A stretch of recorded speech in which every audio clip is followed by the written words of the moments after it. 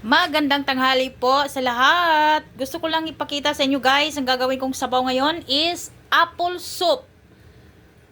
Sabaw na apple. Ayan. So ito yung mga ingredients niya guys. Ito, ito ay white fungus. Ito ay mayaman sa, anong tawag doon? Mayaman ito sa ano guys? Yung para sa skin. Good for the skin. Ito. At saka ito, meron tayong almonds, meron tayong sliced pork, at meron tayong, of course, meron tayong dalawang honey dates. Ito, dalawang honey dates. Ito po yung nagdadala ng tamis ng sabaw at sobrang sarap ito guys. At saka meron tayong, of course, the main ingredients ay apple. Ito ay apple.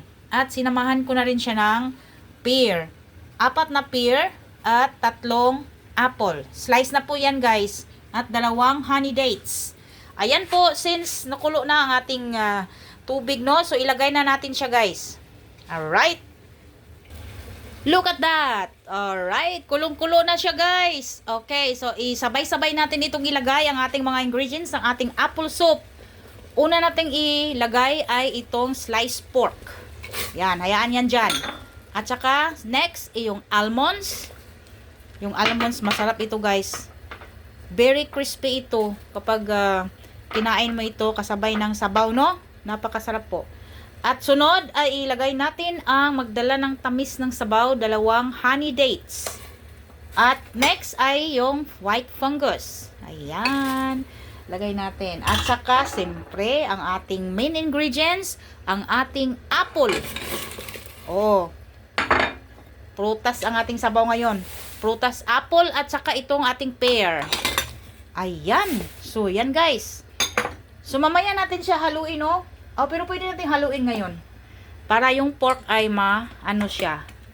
Ayan. So, hayaan mo na natin siyang kumulo, guys. At ating lagyan ng kunting pampalasa. Mamaya-maya lang.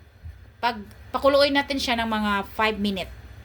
Alright. We will right back later after she's boiling. Ayan. Look at that. Kulong-kulo na siya guys. Ayan, kumulo na siya, no? So, after 5 minutes, lagyan natin siya ng konti-konting asin. Yeah, konti-konti lang talaga. Ayan. So, alright, pwede na natin siyang i-keep dito sa ating lalagyan. Kasi, nakakulo na siya ng mga 15 minutes. So, mamaya before dinner, iinitin natin siya ulit guys. At maragdagan yung kanyang pagkahumok, pagkalambot ng mga apple at saka pear natin, no. I-reheat natin siya before dinner. Alright, it's done already, guys. It's very yummy and good for the body. Thank you so much for watching. Bye-bye.